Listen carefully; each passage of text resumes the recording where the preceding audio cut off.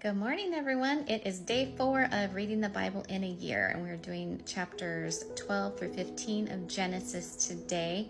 And before we start, I just wanted to either remind you or let you know that I have a masterclass coming up on September 30th at 11 a.m. Pacific time called Stop the Spin. This is for any of you that feel like your life is spinning out of control, having any kind of anxiety or confusion, all those fun little emotions that we get caught up in. This is for you. So if you are interested in that, let me know. I can shoot the link over to you to sign up for that. Or if you look in Instagram in my comment section or my, the bio section, there's a link tree in there. And that'll be in there. I think I can put it in the comments on TikTok as well. I'm not sure. But if you don't see it in any of my stuff, just go ahead and message me and I will shoot that link over to you. All right, let's get started with chapter 12. All right, so here we have chapter 12. We're doing the Call of Abram section. And this is interesting because I highlighted all these I's. So basically, like, God is saying all the things that he is going to do, all of his promises.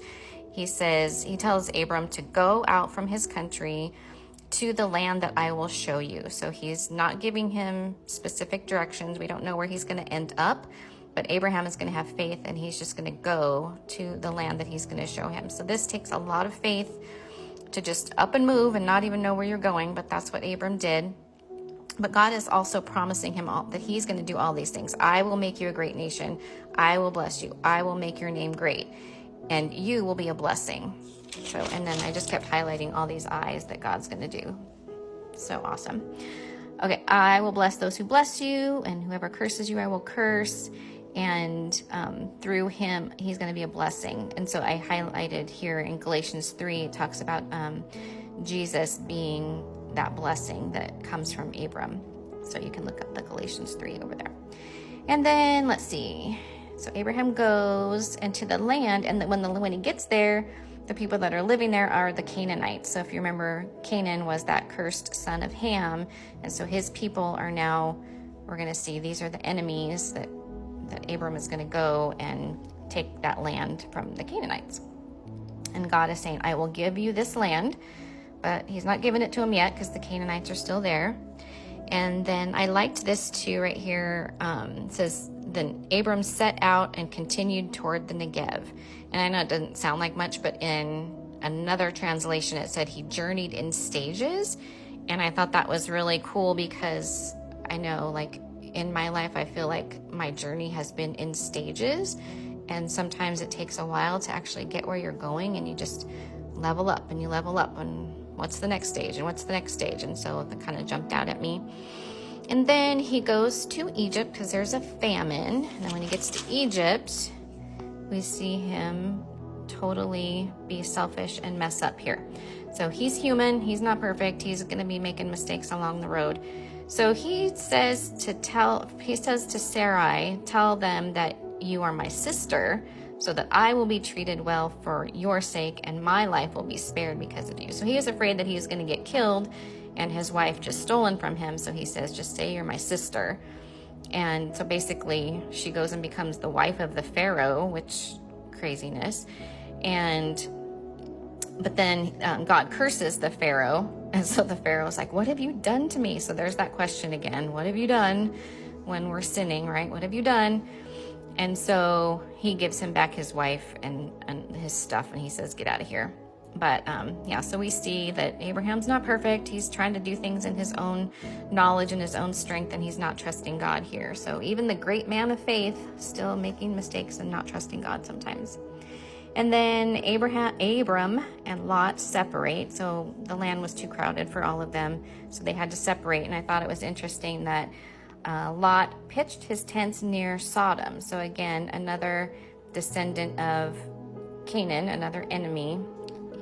Lot pitched his tents near Sodom. And it says right here in the comments that he was flirting with temptation by choosing to live near there because they were wicked and were sinning greatly against the Lord. And again, we see God's promises. He's going to give it to him. There was this war and Lot gets kidnapped. But then I see how it says then They also carried off Abram's nephew and possessions, and he was living in Sodom, since he was living in Sodom. So he went from living near Sodom to living in Sodom. So I thought that was interesting. The temptation kept growing and growing, and now he's living with the wicked people. And then this section right here is really small, and I never really noticed it before until I read Hebrews 11, 7 through 28. So if you want to jump over there and read that section, this really points out how this Melchizedek, the king of Salem, who was a priest of the Most High God, is actually very symbolic of Jesus. So it's almost like a precursor or some form of Jesus. And Abraham gives him a tenth, like we would give God a tithe, a tenth of our earnings. He gives this Melchizedek a tenth of his earnings. And then it says how like he brought out bread and wine, which is what we use for communion, Jesus's body and his blood. So again, very symbolic of Jesus right here. So if you want to go read that section, that's very interesting. And then chapter 15, Abram has a vision, and God says to him, do not be afraid. I am your shield. I am your very great reward. And that's just a whole thing right there. God's our reward. Just so awesome. And then again, he's promising him here in this vision that he's going to have his own child. So he's saying like, how are you going to bless me with all this when I don't even have any kids? And so he says, you are going to have a child. And it says, Abram believed the Lord, and he, God, credited it to him as righteousness.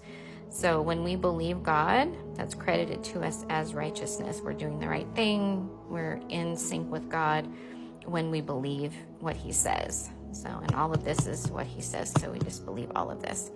But we are human. And so like all humans, sometimes we have to wonder and we say, but God, how can I know that I will gain possession of it? Like, how can I know? How can I be sure? So God makes this covenant with him. He's like, okay, I will show you and I will make this promise with you. And this piece is super fascinating to me. He has him like cut animals in half and lay half on one side and half on the other.